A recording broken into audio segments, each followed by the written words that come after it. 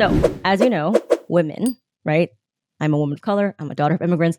One thing that really trips us up is being seen and feeling like if I promote my business, is that random person from high school going to judge me and all the stories that we make up? So today I have my friend, Stacey Brass-Russell. She has many things, but she has this talent of harnessing people's brilliance and making them feel confident to spread their message. And so I have her on our show today. She's a life coach, a transformational business coach, and of course, all those things are related. So we're going to get into that as well. But welcome to the show, Stacey. Thank you so much. And thank you for having me. When I look at your career, you've been on Broadway. You have had a yoga studio. You've been featured in many places. I think that what makes me drawn to you is that you kind of just live a life by your own rules. And you're just like, fuck this. I'm just going to do whatever it is that I want to do. And so can we talk a little bit about that, like by introducing yourself? Because that's really the energy that you bring to everything that you do. And I'm so magnetized by it. Oh my goodness. Well, first of all, I just got the chills when you were saying that. So thank you for that reflection. And I am someone who's never had a corporate job, or I never did anything that sort of checked off any boxes. So I did start in show business when I was a little kid. And I think that set me off on a journey of being visible and needing to just use your talent and your gifts to put yourself out there. I do think that that helped me on my journey of continuing to then be an entrepreneur and really make my own way. So opening a yoga studio, being a yoga teacher, that was something, again, I just figured it out.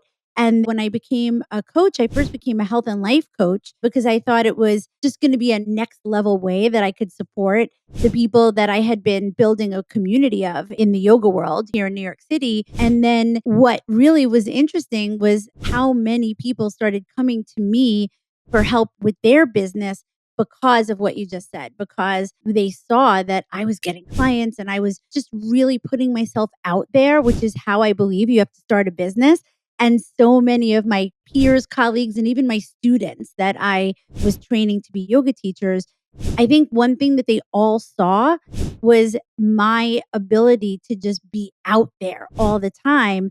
And they felt that that was scary for them, or they didn't know how to do that. And that's what led to my helping people with their businesses. And so essentially, I was really helping people figure out how to put themselves out there, how to overcome all of the obstacles that come up for us when it comes to putting our work, our stuff out into the world. I love that so much. So my husband is from Italy and he's not Italian American. He's Italian, like on a visa. And he always gives me reflections of what he notices about American culture. And he always says that Americans are really good salespeople. Like you guys like to talk, you're loud, you're unabashed about talking about ourselves. Whereas like in Italy, a lot of things that we do online, it's not customary. And now that he is starting his own consulting firm, he realizes that that's kind of his weakness in a way because he's not comfortable talking and promoting himself. So can we kind of unpack that? Because I think there's a difference between those toxic bro marketers who are the loudest people in the room and full of nothingness. And then there's showing up authentically and yes, selling something, but doing it authentically and aligned. So can we just unpack the difference between that? Because showing up and taking up space, it's not all created equal. Exactly. And I think that the whole fear of being salesy, which I talk about so much in my work and with my clients, it's something that comes up all the time. And I think some of it comes from that bro marketing when people are aware of how they don't like receiving those cold DMs. I call it vomiting their pitch and their offer all over you. They're just making an assumption that you're struggling and that you need help. And they're just like in there. And so many people don't like that. And so then they just think that anytime you might be offering your services to someone or your product or what you have, that you're going to seem salesy or that whole car salesman thing. And so one of the things that I try to help my clients with and what I can share with your audience is authentic marketing and not being salesy is when you feel that what you are offering someone is something, first of all, that you really believe in. And this is the most important part, that you feel is going to be of great value and service to them.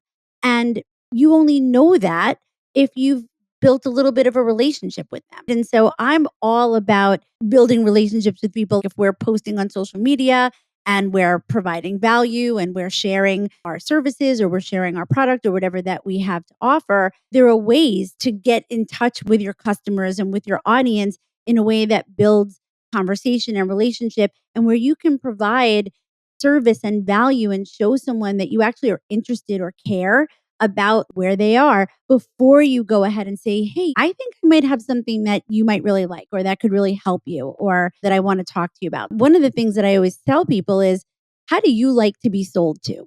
I ask this to all my clients when they're worried about getting on discovery calls or if they're going to seem salesy. I always say, this is one tip I want to give everybody listening. How do you like to be sold to? Instead of worrying about how your fear of seeming salesy or what you're going to seem salesy, how do you like to receive offers? What do you like when you walk into a store or when somebody is engaging with you and then invites you to a conversation or a discovery call? I work with a lot of service-based businesses who do consultations or calls. How do you like to be sold to? What makes you a buyer? What makes you happy when someone is selling to you?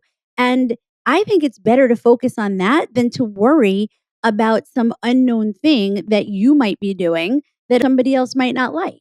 So that's one thing. There's so much to unpack about our fear of what other people think about us, like wanting to sell our services. But that's one thing that I just want to say. How do you like to be sold to?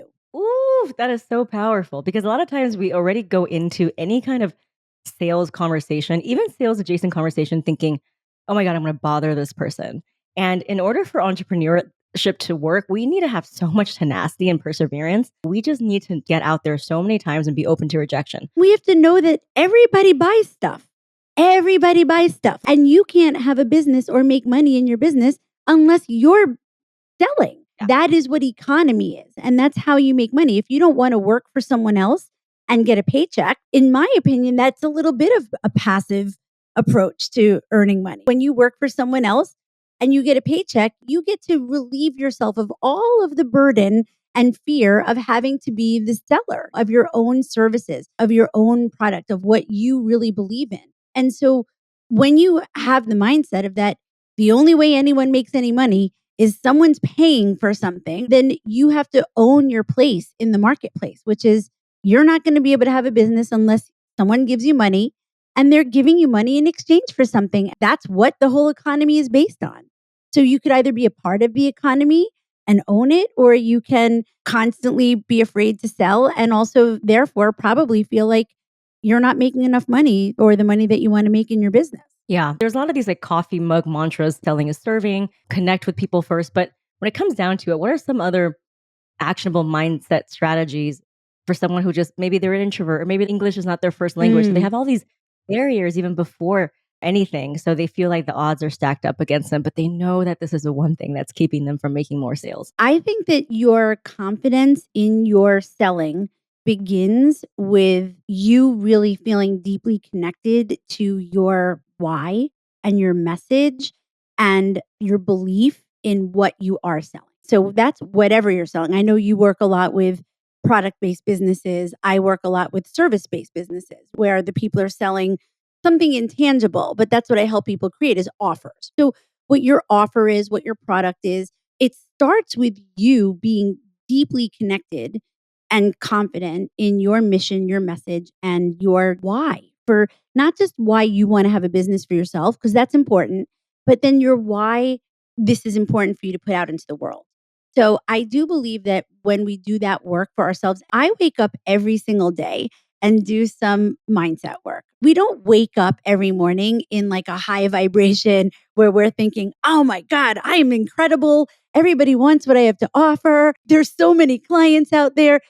I don't think most people wake up thinking that. I think we have to elevate our mindset every single day. I always say your brain works like Groundhog Day. If you remember the movie where Bill Murray wakes up and every day is the same, your brain is like that. You can do some affirmations, you can do some visualization, you can do your practices that really raise you up. Even saying things like, I know that what I have to offer is of value. Waking up every day and reiterating that to yourself. I have something of value. People want what I have to offer. I'm great at selling. All of these things that we can say to ourselves, but we might have to do that every day to start the day. You mentioned an affirmation mug. We can write it off as being silly, but the truth is that when we wake up in the morning, what mindset really is it's not like a permanent thing that you do a couple of mindset practices and then now you have a new mind that's perfect every day. It literally means set your mind. How do you want to set your mind up each morning to be a high vibe, powerful business owner that believes in what you're offering, that believes in yourself, and most importantly, that believes that there are people out there that want what you have to offer. Now, as far as the language barrier or someone who just even the idea of offering their services, they might feel uncomfortable or whatever, I do think that it's really important to just recognize that the most important thing is thinking, I'm matching my service or my offer or my product with someone who needs it or wants it. And anybody who doesn't need or want my services is not my ideal client. And I shouldn't spend my time thinking about them. That was one of the things that I wrote down to come on to this episode with you and talk about, which was you're not going to be for everybody. And that's okay. You need to focus on who is for you, who does want what you're offering, who is into it. And the people that are not, there are always going to be people that are not. I always think about the people in high school that you care so much about their opinion. They're probably not even leading a life that you want to lead anyway. So why are we letting them judge us? Is there anything else that we can do? Because I do think affirmations only go so far because of the realities of life. So is there anything else we can do in our day-to-day business just to hone in on those skills so that at the end of the day, for me, for PR, it's like, how do we get ourselves to keep pressing that send button? And I have this email that's titled, I wrote an email to thousands of people with a spelling error in the first sentence and nobody gave a crap. What are some exercises we can do to build up that tenacity, that mental resilience? First of all, taking action. I know you're going to say, but I'm asking you how to take action. I think we have to have a regimen. Owning a business, even though there's this freedom and it feels like it's this kind of loosey-goosey thing when you have your own business and you get to wake up and do whatever you want. But on the other hand, you need discipline. I call it building the muscle. You need to build the muscle. Resilience is a muscle. Confidence is a muscle. So we have to remember that taking action is what builds the muscle. Now, when we take action, and what we're most worried about is the result of the action or the outcome, usually that's what prevents us from wanting to take action. And the action is what? It's putting yourself out there. The way you said, press send on the email. What I teach is your very first order of business every day when you wake up and you think, what should I do today in my business? It's always, who am I 1 degree away from connecting with? It's asking yourself, is there anyone I should be doing personal outreach to? And I'm going to say it's not only about clients and selling. It's like what you said. You wake up every day and it's like, is there somebody I'm supposed to send an email to? Am I supposed to be replying back to someone? Is there anyone who I've started a conversation with and I should do a follow-up? You always wake up and ask yourself, who's 1 degree away from either being my client or something in my business that's going to move the needle? Because I think one of people's biggest fears is social media, posting on social media. A lot of people think they don't know how to use social media. And yet social media is this free platform that's available to all of us that we can use as marketing in our business. And there's a part of you that knows if you're not using it, you feel bad. You feel like, like I should be on social. And so I think that so many people wake up and if they don't feel like they're good at social media or they're not good at Canva or making reels or they don't know what to say, they think that that's the only thing that they should be doing in their business. And I always say it's not. The first thing you should be doing in your business is how can you reach out to someone directly? Who's the personal outreach for you?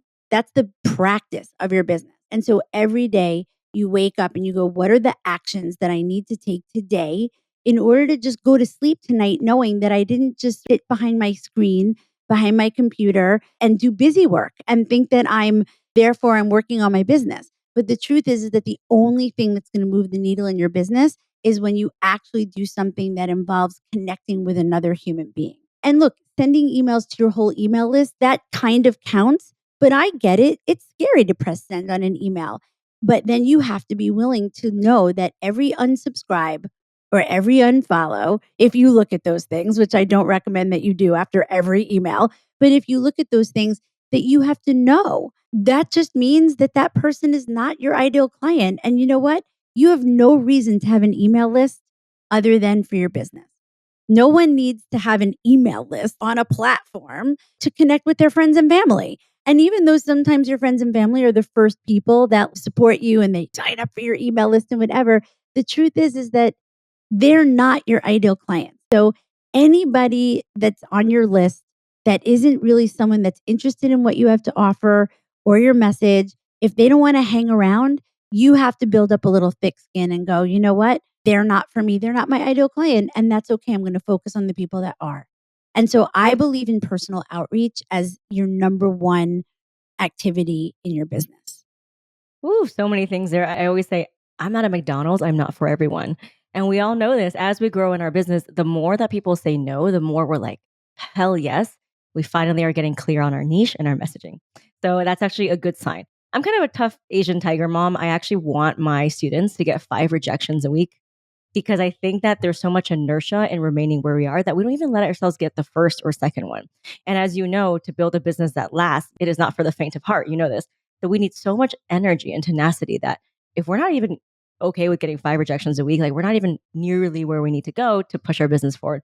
I also want to talk about what you said about the one thing you need to do just to give it oxygen, just to keep it going is make a connection. And what a beautiful reframe of sales and content making. I think a lot of times people are like, oh, I got to do this content or, oh, I got to get on this sales call.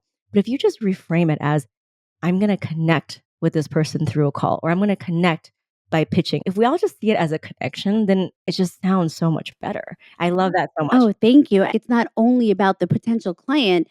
Some of that outreach or connection is also with adjacent business owners or relationships that you're building for collaboration, because so much of what we need in order to really grow our network, grow our audience, grow our email list, grow all the ways that we can get in front of enough people. Because the other thing is the percentage of people that actually pay us, the percentage of people that buy something from us, that invest in whatever we're offering, is so small compared to the amount of people that we need to be in front of. And so if we don't learn these things from mentors and other business owners, if we walk around thinking that 100% of the people that see my post on social media are going to like it, and I'm going to use that as a measuring stick for whether or not I'm successful or people like me, then I'm really going to feel shitty every single day, because that is never going to happen.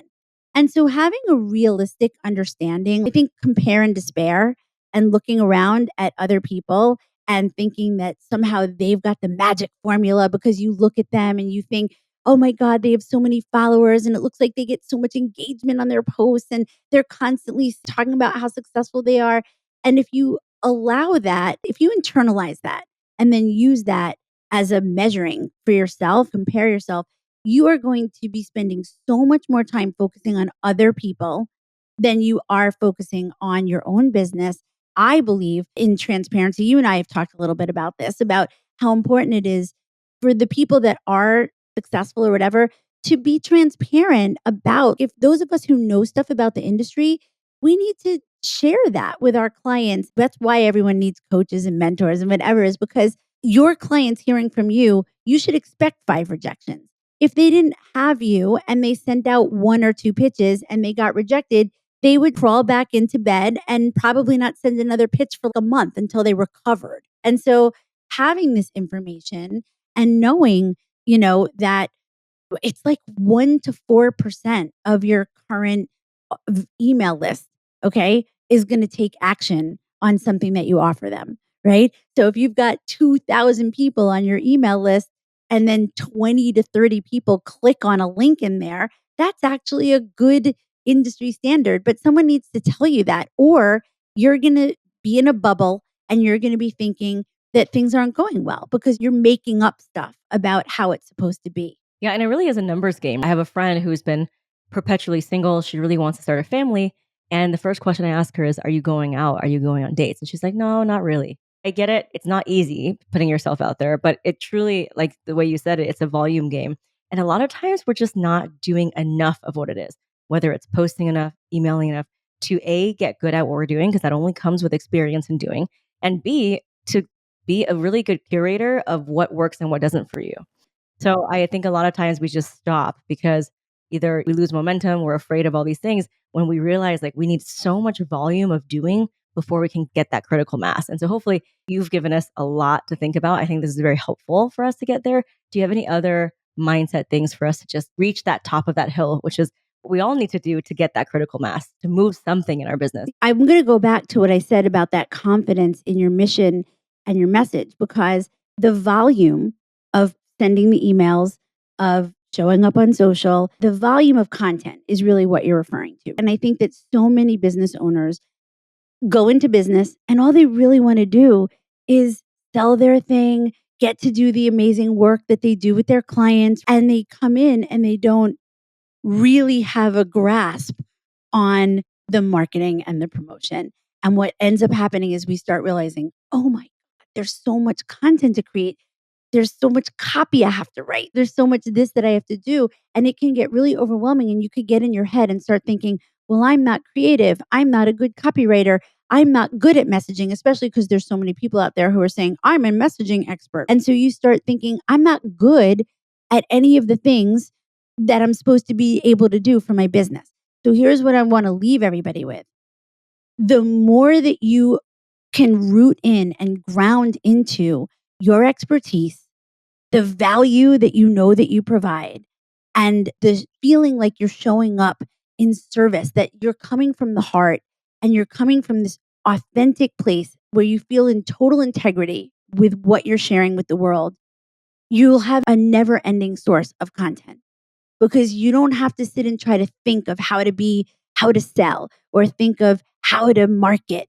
You might eventually want to get better at that stuff, and there are ways to get better at it, but you don't need any of that to grow your business, because all you need is to keep rooting in to what you know you are really great at. And if you have to write that down every day, if you have to remind yourself, oh, here's one more exercise. Remind yourself of all of your successes.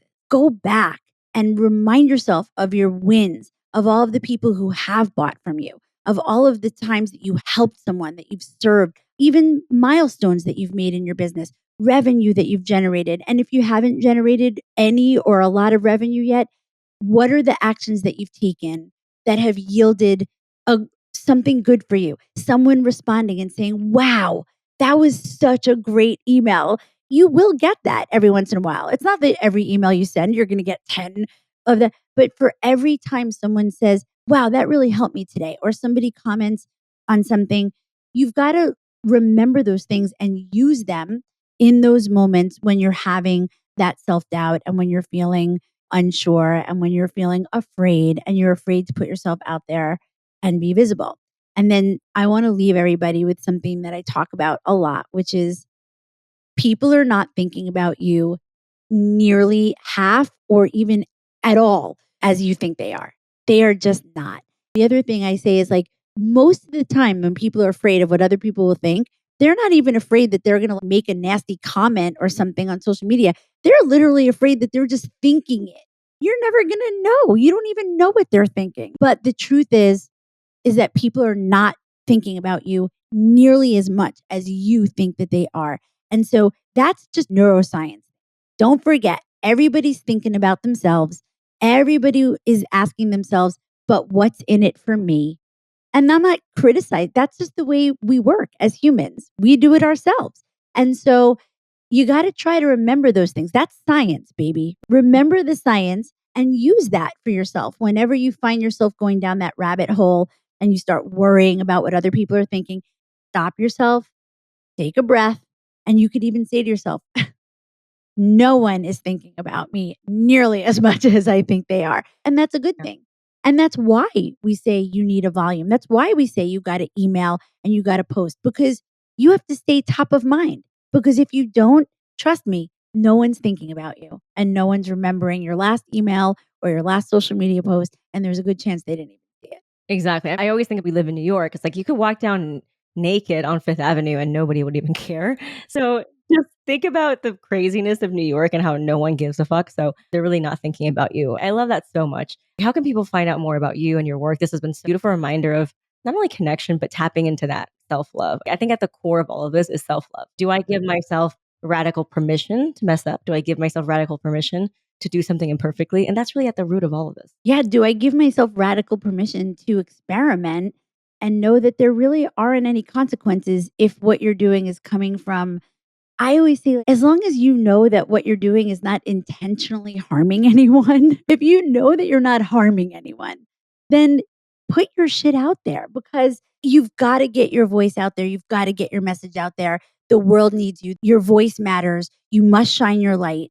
And if that's what you're doing, you're shining your light, there's no way that you're doing anything bad, harmful, or wrong. And so if someone else doesn't care, see you, like it, want it, who cares? Because you know where you're coming from. And it's like your birthright. It's like what you're here to do. So how can people find me? Well, I have a podcast also, which is called Passionate and Prosperous. I have episodes on mindset and all this kind of stuff in addition to business strategy. And my website, www.staceybrass-russell.com. And I will say that I wanted to create a little special takeaway for your audience. So by the time this episode comes out, in the show notes, you'll have a link to something of a resource that your listeners can download that'll touch on some of these things about selling and authenticity and not caring about what other people think.